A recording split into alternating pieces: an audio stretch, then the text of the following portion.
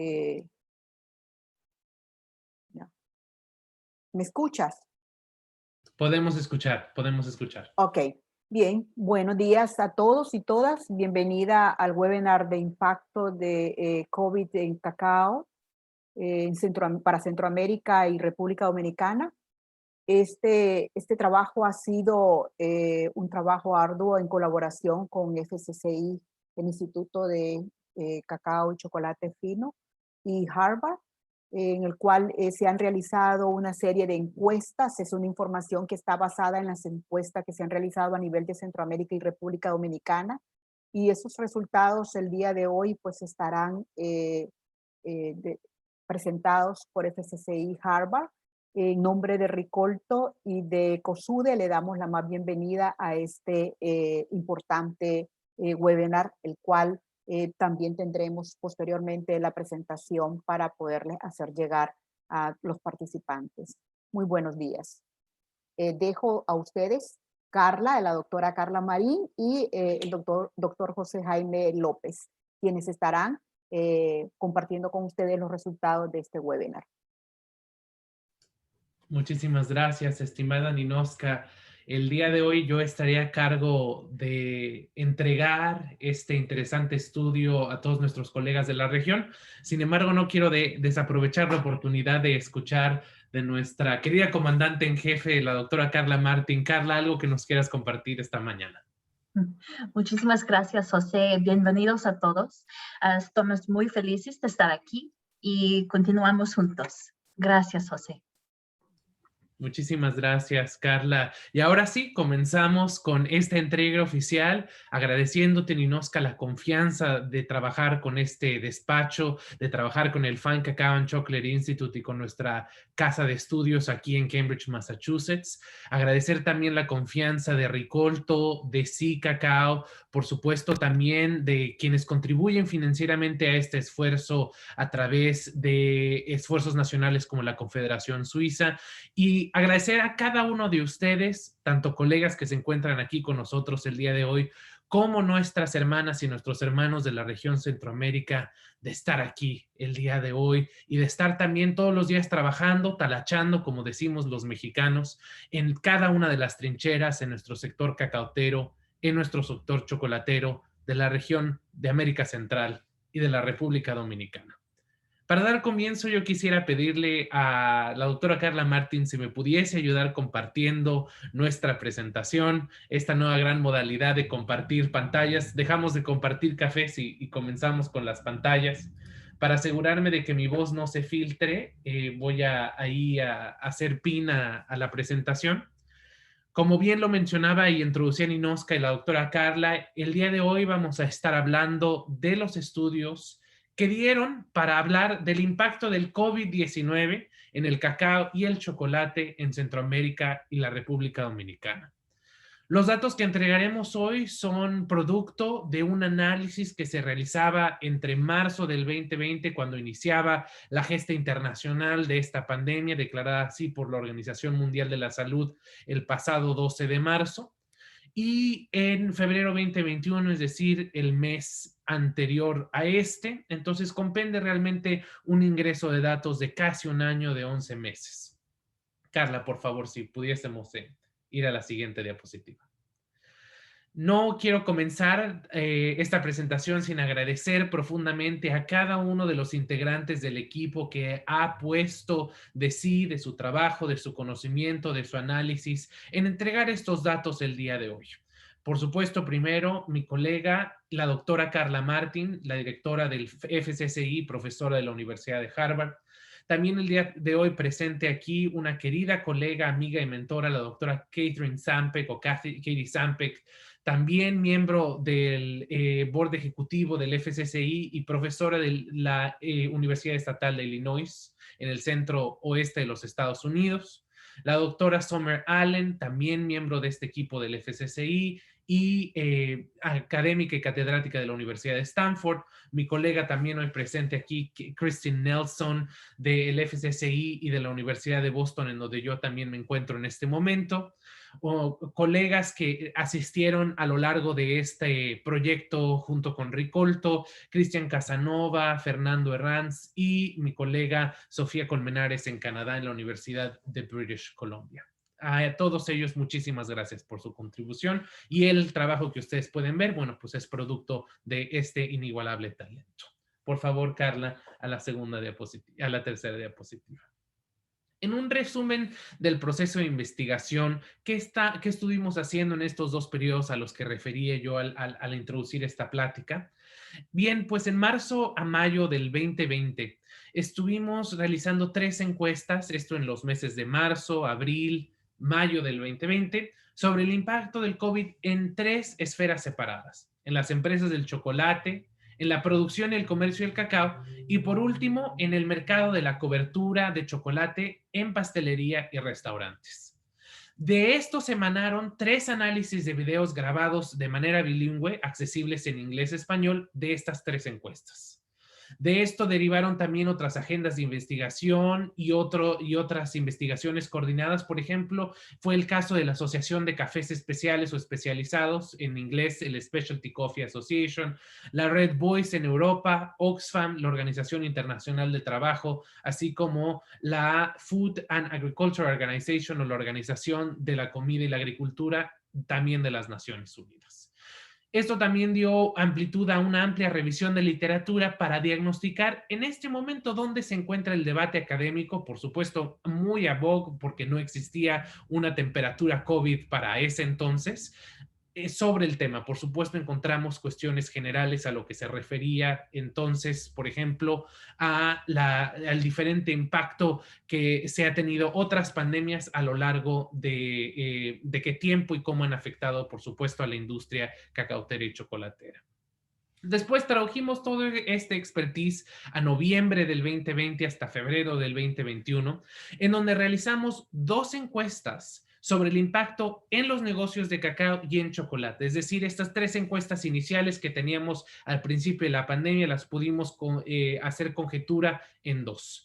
Luego tuve la oportunidad en especial de platicar con varios líderes de opinión, con varios profesionistas de nuestra región centroamericana y de la República Dominicana, acerca de sus vivencias en esta temporada COVID, a un año ya declarada la pandemia. Estas entrevistas tomaron el curso sobre todo a mediados de diciembre del año pasado. También se hizo y se celebra una alianza con Sí Cacao, de la cual estamos profundamente orgullosos y presentando el día de hoy, para acercarnos también en profundidad especialmente a la región que estamos hoy, o que es el tema de hoy en nuestro webinar. Y tuvimos una serie de conversaciones, como ya lo había mencionado, que publicamos producto de las entrevistas con informantes clave. Carla, por favor, la siguiente diapositiva. Quería poner un mapa que nos posicionara a todos a nivel mundial de dónde donde obtuvimos las respuestas de la encuesta número 2, es decir, de la que llevamos a cabo de noviembre 2020 a enero 2021. De manera global, tuvimos 273 respuestas, de las cuales 46 eran provenientes de Centroamérica y la República Dominicana. Pueden ustedes ver aquí que abrazamos a todos los continentes a nivel mundial, excepto la Antártica. Creo que todavía está muy frío para plantar cacao, hacer chocolate por allá, pero con este cambio climático mejor toquemos madera, no vaya a ser la de veras. Pueden ver que la gran mayoría de nuestras respuestas viene de un contexto latinoamericano o de las Américas, particularmente de los Estados Unidos, donde estamos basados, de mi natal México, cosa que me hice muy orgulloso, pero una gran participación de las y los colegas en la región Caribe y en la región Suramérica, Centroamérica. Por favor, la siguiente diapositiva. A partir de este momento en esta presentación, te recuerdo a ti, escucha, que estaré hablando de estas 46 respuestas específicas de la región Centroamérica y de la región y también de la República Dominicana. En primero, hablemos del tipo de organización cacautera que respondió a esta encuesta, a este sondeo. Vemos que el gran contingente que representa a este sector viene de la plantación o finca de mediano o gran escala, seguida por la organizaciones cooperativas o asociaciones de pequeños productores de cacao, así como organizaciones no gubernamentales. Ricoltos y Cacao forman, por ejemplo, parte de este contingente como organizaciones de desarrollo. Y ustedes pueden ver en esta diapositiva, en este gráfico, que hubo una menor participación de otro tipo de instituciones, de iniciativas, de incentivas que se vieron presentadas aquí, como comerciantes, exportadores, intermediarios o proveedores de algún tipo de servicio técnico administrativo. Siguiente diapositiva, por favor, Carla. Hablando ahora de cómo está el equipo contrario, de la cancha contraria dentro de este juego, hablemos de las empresas de tipo chocolatera. Vemos que aquí sí hay una gran división en donde los chocolateros o fabricantes de chocolate especializado, como nosotros solimos referir del grano a la barra, el término proveniente del inglés from bean to bar, fueron los que más tuvieron participación aquí. Tuvimos también algunos proveedores de ingredientes de chocolate o un chocolatero que tenía tintes más hacia una multinacional con presencia regional. Por favor, la siguiente diapositiva, Carla. Y ahora sí, comencemos con la carne del plato fuerte para hablar del impacto.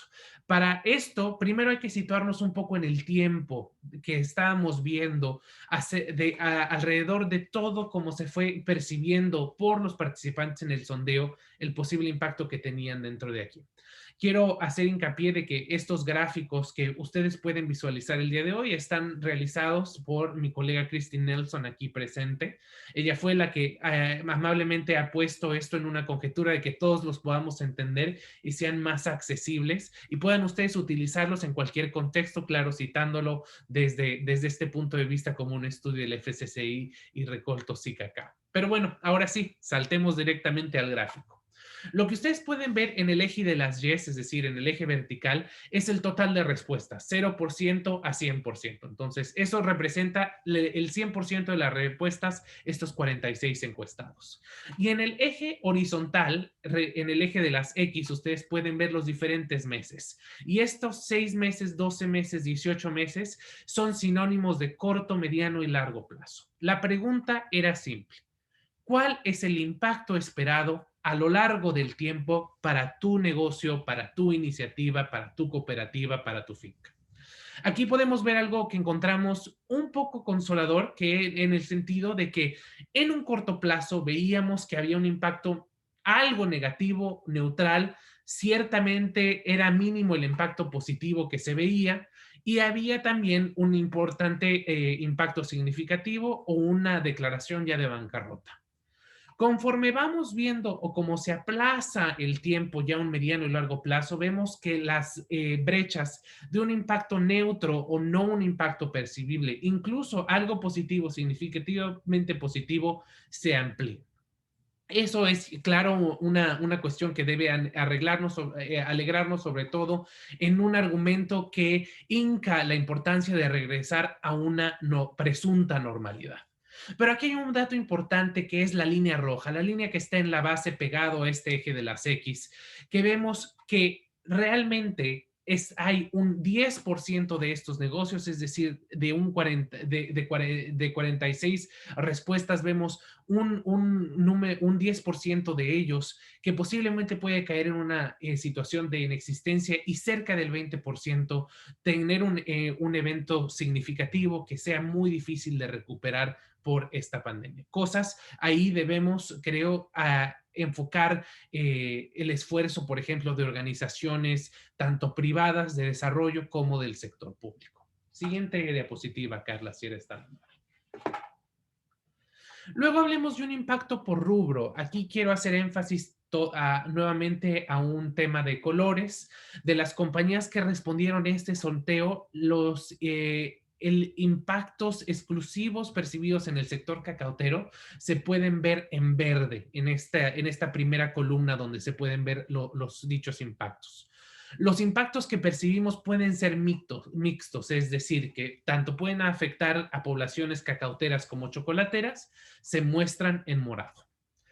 Para el sector cacautero y chocolatero de la región centroamericana y la República Dominicana, encontramos que los principales impactos fueron la disminución de la demanda, la cancelación de eventos, la pérdida de ventas, la escasez de suministros y la pérdida de flujo de efectivo. Para el resto del mundo, haciendo un comparativo con estas 200 tantas respuestas que tuvimos, que ustedes pueden ver ahí señalados, ahora lo hace Carla con el cursor en esta columna en amarillo. Con respecto al mundo, el ranking se puede ver que se encontraron impactos que mayor distinguen a la región, que hubo interrupciones mayores en la cosecha. Nosotros suponemos que además del COVID, tuvimos desastres climáticos en la región que fueron significativos para esto. Y en otras partes de la producción de cacao también se vieron afectados los cambios a la estructura de financiamiento existentes. Asimismo, en esta columna amarilla podemos observar que las pérdidas de reservas de efectivos de algunas empresas no fueron tan drásticas como en otras partes del mundo. Es decir, en este rubro en específico, la región Centroamérica sobresale con, por ejemplo, lo que pudimos ver o responder de ciertas regiones como África Occidental o el sureste asiático, incluso otras regiones de la América Latina. La siguiente diapositiva, si eres tan amable, Carla.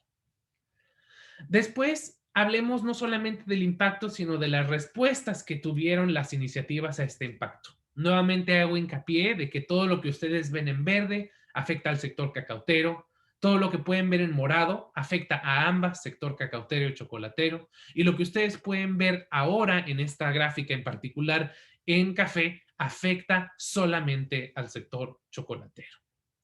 Para el sector cacautero y chocolatero de la región, nuevamente que nos enfoque el día de hoy, encontramos que las respuestas más utilizadas fueron primero y primordialmente proteger al personal como prioridad.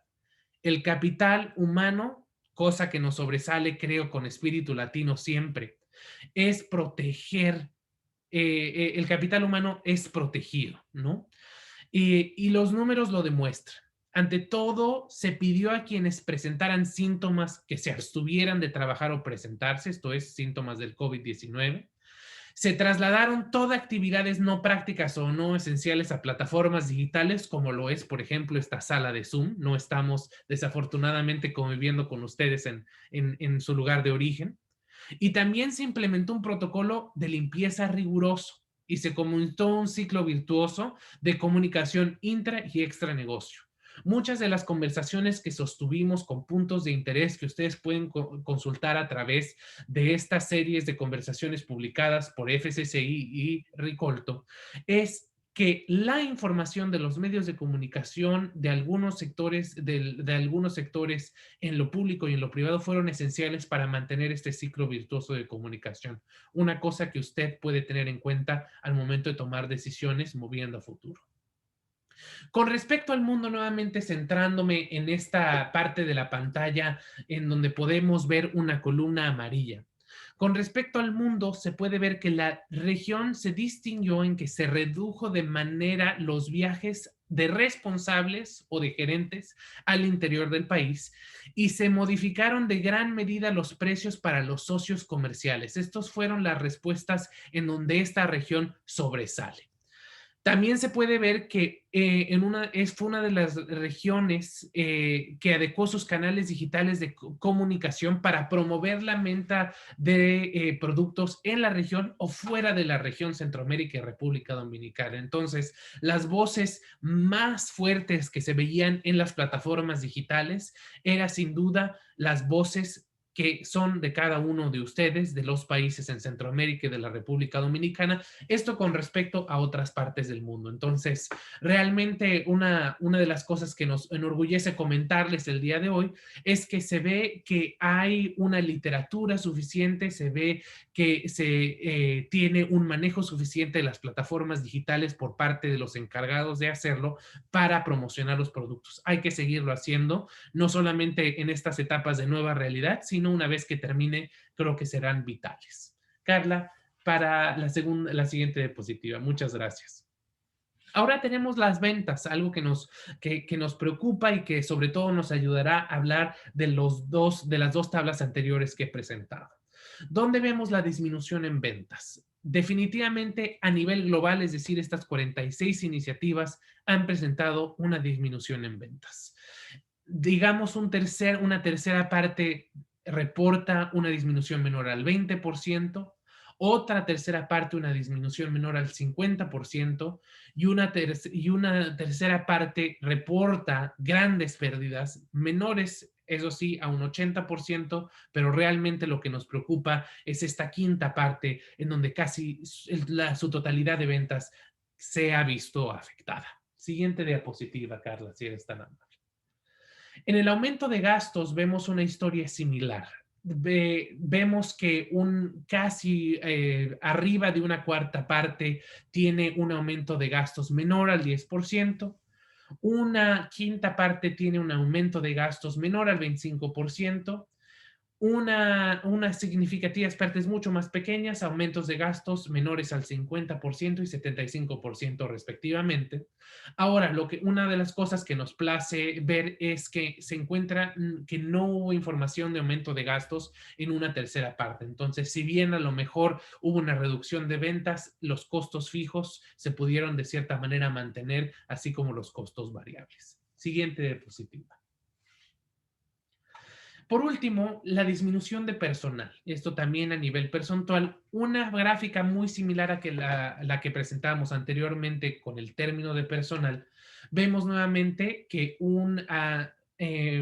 alrededor del 10%, de una cuarta parte tuvo una disminución del personal que fue del menos del 10%. También una parte menor a una cuarta parte, una disminución del menos del 25%, y vemos un contingente afectado, menor, pero afectado, con pérdidas del personal que pueden ser generales a perder la mitad o más de las personas que laboraban. Nuevamente, como lo decíamos acerca del cuidado del capital humano cuando comentábamos acerca de los impactos y de los resultados, es que yo diría mayor de una tercera parte de las iniciativas encuestadas no reportaron disminución del personal. Otro punto que la región tiene que congratularse y por supuesto seguir cuidando como parte esencial, si no es que la más esencial de todas nuestras iniciativas. Por último, quiero pasar a nuestras recomendaciones, si eres tan amable, Carla. La primera recomendación, por supuesto, es en el rubro de salud pública y las leo textualmente. La primera es instruir las mejores prácticas para el distanciamiento físico y social. Esto es, y lo reitero aquí con ustedes, con o sin vacuna. Es importante seguir cuidando a las comunidades, instituir mejores prácticas como si fueran a durar por un gran tiempo. También es importante comprender mejor el contexto de salud local. Sabemos que nuestras comunidades en Centroamérica y la República Americana son distintas entre sí y con respecto, por ejemplo, al norte desarrollado. Pero no debemos de dejar el énfasis de que la salud local tiene tintes también que deben atenderse por miembros de la localidad. Además, estas pueden ser, y muy bien suplantadas, respuestas institucionales y comunitarias según corresponde. A mí me gusta citar mucho a la expresidenta liberiana Ellen Johnson Sirleaf, que tiene una frase que creo que es muy vigente en este momento. Hay que recordar a las instituciones y a nuestras comunidades que nadie está bien hasta que todos estemos bien. Y por último, es importante abordar la diferencia social y la jerarquía en el acceso a la atención, a los mandatos institucionales y a la equidad de las vacunas. Nuevamente, en lo que vemos, por ejemplo, aquí en los Estados Unidos, tenemos ahora, a partir del 20 de enero de este año, una rueda de vacunas muchísimo más efectiva que la que teníamos a finales del año pasado. Y seguimos viendo cómo afecta la inequidad en nuestro contingente, sobre todo, por ejemplo, en las poblaciones de descendencia afro, de descendencia latina, de descendencia con sureste asiático. Es importante también abordar que estas inequidades existen en nuestra región y es por eso que nuestra primera recomendación, instruir las mejores prácticas de distanciamiento físico y social, es lo más importante para atender por ahora con nuestras comunidades e instituciones la realidad que nos aqueja. Siguiente diapositiva, Carla, si eres tan amable. Nuestra segunda serie de recomendaciones se adjudica a la administración y a las finanzas. Es importante primero desarrollar planes para abordar la pérdida de ventas, es decir, a estas 2/3 partes que reportan una disminución en ventas, es importante actualizar eso lo más posible. La reducción de la demanda y la reducción del flujo de caja o de efectivo. La segunda recomendación, trabajar con los socios para pronosticar según sea lo legal y culturalmente apropiado. Y tercera, abordar la volatilidad de la estructura financiera y el acceso de los agricultores al crédito. Estas 3 recomendaciones en cuestión a las finanzas ligan mucho también en este segmento de que es importante atender las inequidades que existen en la cadena, sea cual sea la situación, sea el reto de COVID, sea el reto de una nueva realidad. Siempre hay que estar muy atentos, muy percibibles y muy perceptibles a estas realidades. Tercera cadena de recomendaciones, Carla, si eres tan amable. Y por supuesto, como nos gusta aquí en el FCCI, es dar gran acceso, motivación y transparencia al ciclo de comunicaciones. Y eso es el objeto de la primera recomendación, mantener una comunicación transparente con los productores de cacao y las partes interesadas, aguas abajo y aguas arriba, en el sentido de que hay que tener, no siempre y cuando sea apropiado, por supuesto, cultural y legalmente, una comunicación transparente con todos los productores, sin asumir que una de las personas queda fuera de ese círculo de comunicación, sin asumir que las personas pueden no entender. Es un muy buen momento para admitir que la honestidad, trillada tanto como la podamos ver en muchos sectores de nuestra América Latina, es una cosa importante. Hay que avisar, hay que distinguir, hay que alentar en una manera honesta a cada uno de los responsables de nuestras cadenas de suministro, a nuestros empleados y a nuestras comunidades. No importa que nos vaya mal y no importa que el COVID haya llegado para quedarse en ciertas áreas de nuestra región, hay que enfrentarlo con honestidad y comunicación. Y por eso también hay que facilitar la conexión entre los productores de cacao y las partes interesadas también de arriba y abajo, para que si hay un miedo, si hay un pánico, si hay desinformación, estas puedan aclararse lo más saludable y lo más pronto posible. Es importante hoy realizar que todos a cada una de nuestras casas, en una pandemia que nos aqueja tanto y fuera, pongamos un pie fuera de nuestra oficina o de nuestro domicilio, somos un paciente. Y la palabra paciente con respecto a médico significa esperar, pero no hay mejor doctor que le indica al paciente cuánto tiempo va a esperar, qué debe esperar, qué puede pasar y en una condición de emergencia, por supuesto, atender. Entonces, sí hay que ser buenos pacientes, pero conozcamos que como miembros de la comunidad también somos muy buenos doctores sociales, muy buenos doctores informativos y eso hay que aplicarlo. Siguiente diapositiva, Carla. Yo quiero dar las gracias nuevamente por haberme invitado y por ser el portavoz, no el propietario de esta información, a cada uno de los miembros del equipo que agradecí al iniciar esta presentación, a los que están aquí presentes, muchas gracias por su trabajo, esto es suyo, y a cada uno de ustedes, gracias por escuchar. Estoy pendiente de las preguntas, no sé, voy a abrir mi chat, perdón, estaba viendo mi acordeón de notas, voy a ver si hay alguna pregunta. No veo en este momento ninguna que esté direccionada. Gracias, Carla, por ayudarme con la presentación. No sé en este momento si alguien tenga una pregunta. Podemos totalmente abrir el micrófono mientras no sea una consulta terapéutica. Recordemos que las preguntas siempre tienen un símbolo de interrogación al final. Entonces, abro el foro para mis estimados colegas de nuestras queridas regiones hermanas.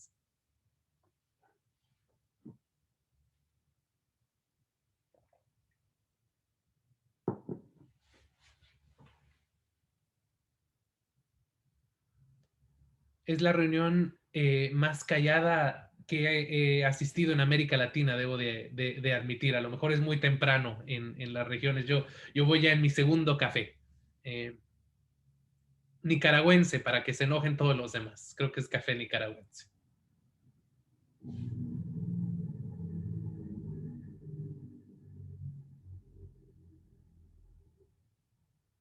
Gracias, María José. Saludos también hasta Nicaragua.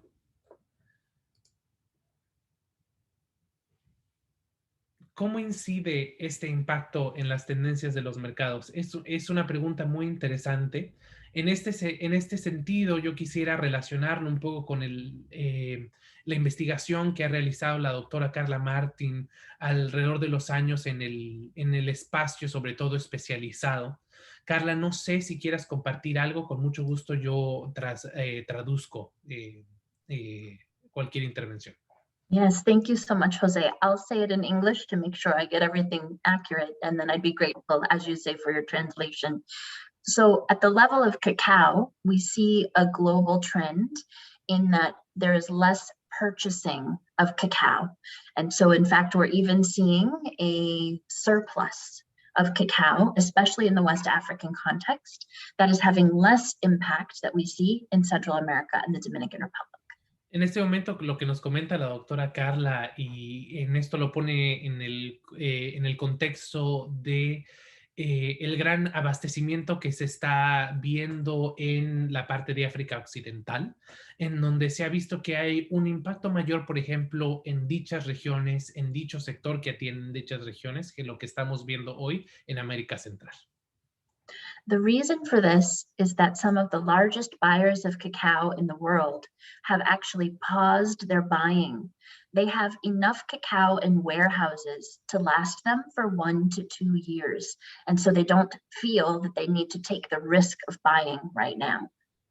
La razón para que esto pase, es decir, que haya una sobreoferta en el sector de África Occidental, es que los compradores más ávidos de cacao a nivel mundial tienen reservas de cacao ya compradas en almacenes, supongo, en el norte desarrollado.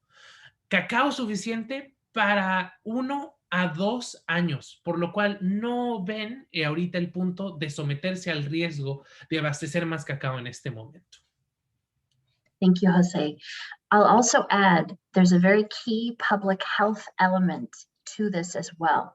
Those countries where cacao producing regions have been the hardest hit by COVID-19 are also those countries that are seeing the biggest difference in production and sales of cacao. That, for example, is countries like Brazil, Mexico, increasingly Peru. And so whenever possible, keeping these populations of people healthy is essential to keeping production and sales healthy as well.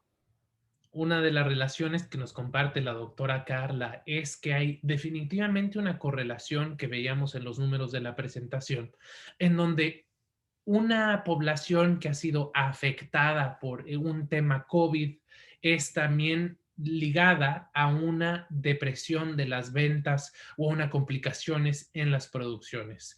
La doctora cita Brasil, México, Perú como lugares en donde podemos tener evidencias que cuando la población sufre de COVID o una gran parte de la población esté infectada por esta enfermedad y sufre, ¿no?, de poca atención o que no se atendió a tiempo para prevenir la expansión del virus, compete también con una baja en las ventas o con muchísimos más obstáculos que hay que combatir para que esto sea satisfactorio o de resultado a negocios. Thank you, Jose. So that's for cacao. Now, we also have people on the call who work in chocolate. And there are two major differences in what is happening in chocolate. One is consumers are now buying chocolate somewhat differently. They're buying it more to eat themselves at home, and they're buying it more online. Ahora que hablamos de cacao, pasamos a chocolate. Y en chocolate tenemos dos realidades divergentes. La primera tiene que ver con el tipo de consumo que los consumidores fin están teniendo en este momento. Ha habido un shift, un cambio de consumo en que ahora los diferentes clientes de nuestras marcas están comprando chocolate para comer en casa y lo están haciendo a manera en línea, cosa que no era la realidad en la anterior normalidad. Another change is in the couverture market. This is chocolate that goes into baked goods, restaurants, pastry kitchens, and more. And we've seen a huge interruption in that market with the closing of restaurants around the world, the stopping of tourism to hotels, and the use of cruise ships even. So there's been a major disruption in the market for cocoa and chocolate that goes into desserts.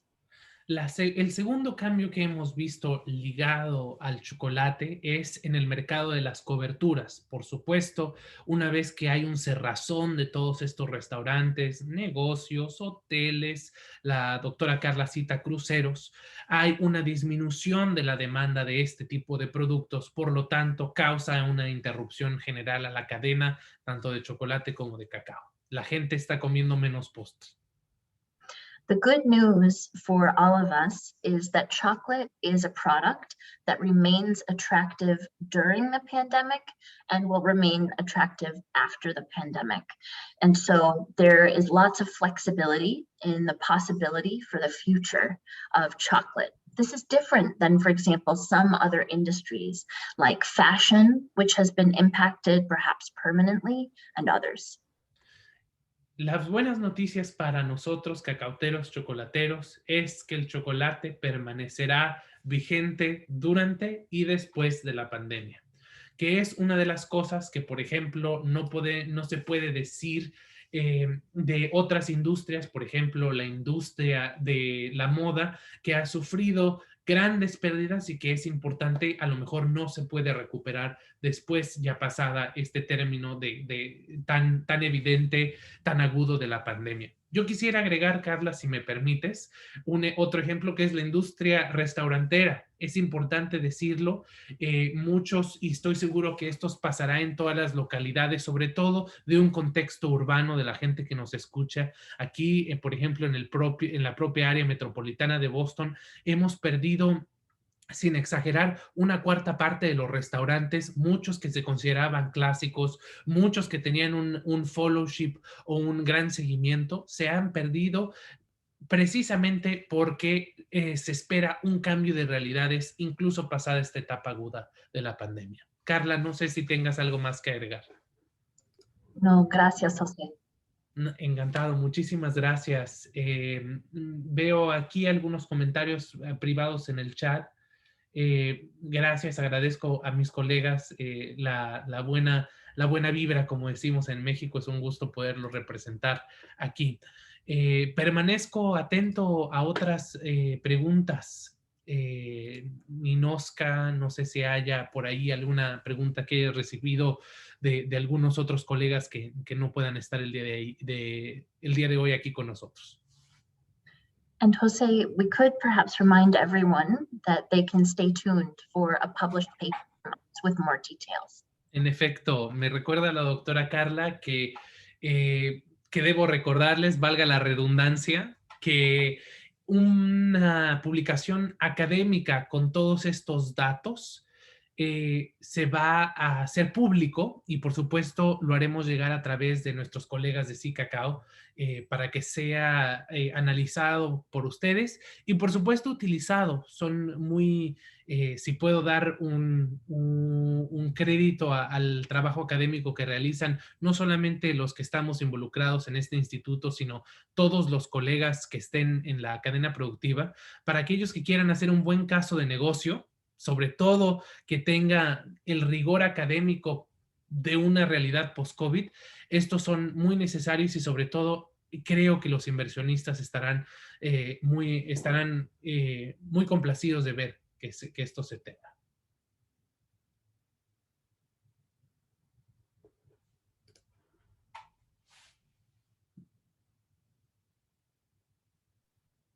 Estimada Ninoska, regreso el micrófono por si hay alguna otra indicación, algún otro comentario.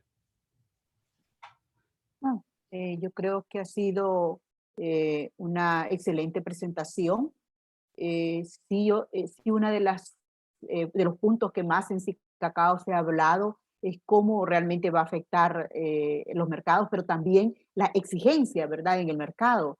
Que son las exigencias para poder exportar ahora cacao de Centroamérica a Unión Europea, a los Estados Unidos. Eso todavía se discute, ¿verdad? Que van a haber exigencias que posiblemente van a haber algunos requisitos, pero todavía no se conocen. Entonces creo que es algo, como ustedes han dicho, que debe primero en la recomendación de la salud. La salud, si realmente tenemos un personal con salud, eso ayuda a que haya menos riesgo en exportar eh, un cacao que en su embalaje o en su logística vaya infectado con COVID, ¿verdad? Y es un punto extraordinario, Ninoska, una de las cosas que hemos insistido más y no lo hacemos porque en verdad creo que, y si me permiten aquí entre colegas la expresión, estamos ahora, raramente tenemos un momento para respirar.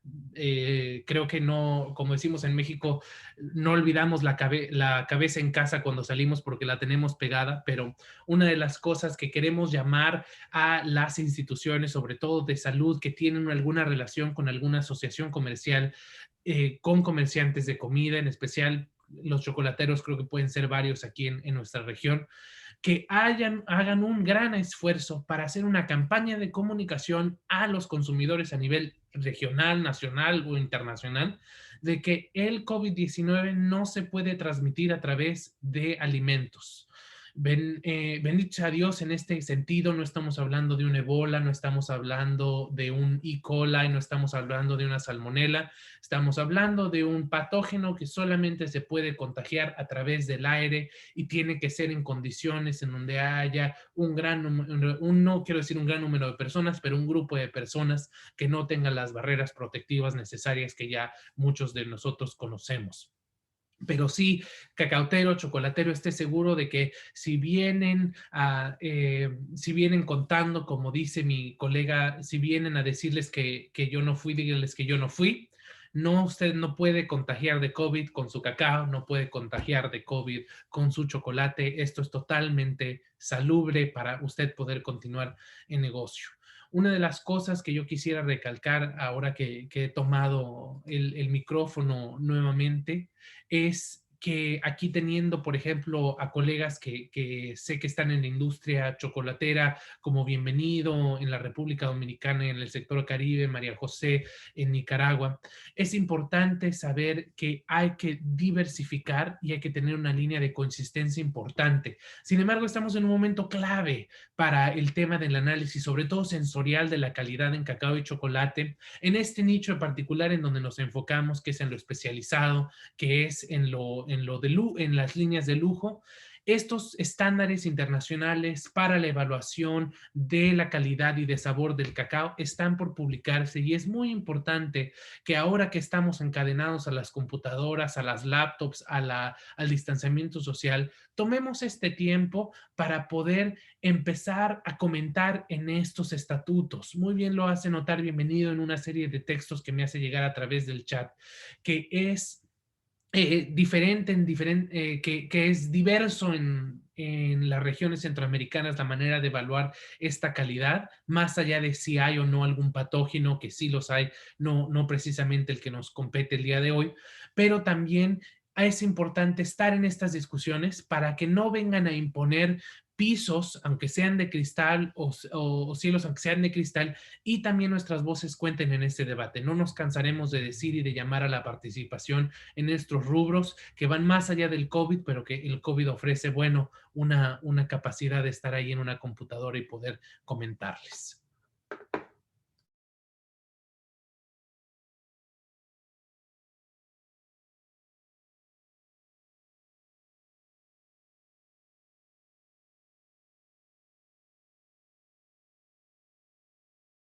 Me parece que hay una pregunta de Fernando Conde. ¿Cómo se visualiza el estancamiento?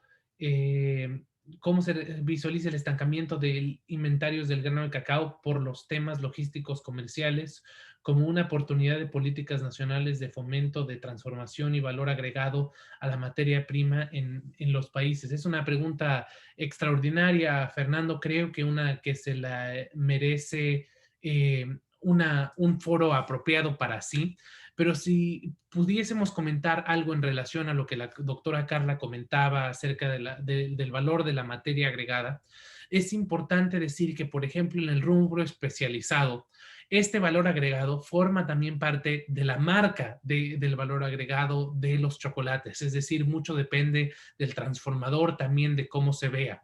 Sí hay, por ejemplo, espacios, y creo que esto lo vemos, si puedo hablar desde una perspectiva nacional en México, que hay varias empresas que manufacturan materia con valor agregado, pero normalmente va a mercados que no necesariamente son especializados. Una de las cosas que habrá que investigar cuando se hable, por ejemplo, de cómo se han de aplicar estos estándares para la evaluación de cacao y su impacto perceptible para toda la cadena, esto incluido países productores y productores de cacao, va a ser cómo este valor agregado no tangible, es decir, el de la marca, el del lugar de donde se produce el chocolate, el del chocolatero, el a lo mejor el de alguna marca nacional, sabemos del chocolate suizo, francés, belga, por ejemplo, para dar un conjunto, cómo eso se va a traducir ahora a países productores de cacao y chocolate. Yo quisiera sugerir, Fernando, si me permites, que veas dos ejemplos particulares en nuestra región. Brasil y México el día de hoy están teniendo un debate importante de cómo los chocolateros históricos que han producido chocolate ahí desde momentos prehispánicos, por supuesto, pero sobre todo coloniales y postcoloniales, están haciendo para organizarse y generar este mismo conocimiento de marca en sus países. Esto ya materializado en Brasil a través de su asociación Bintubar.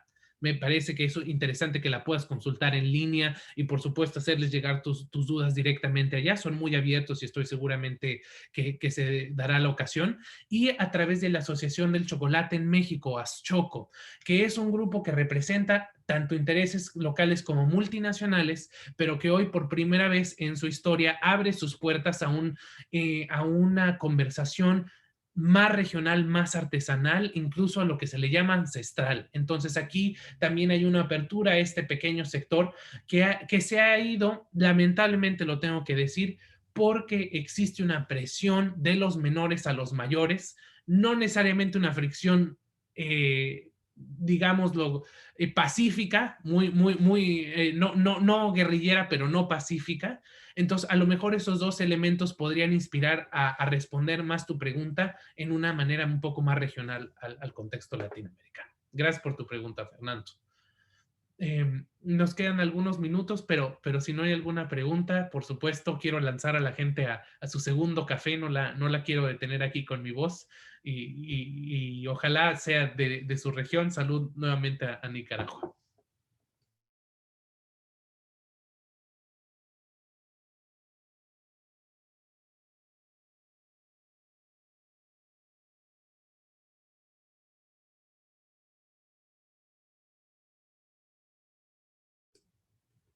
Ninoska, cedo el micrófono para que nos des un mensaje de despedida. Muchas gracias nuevamente a nombre del FCCI, de mis colegas que permanecen aquí por la invitación.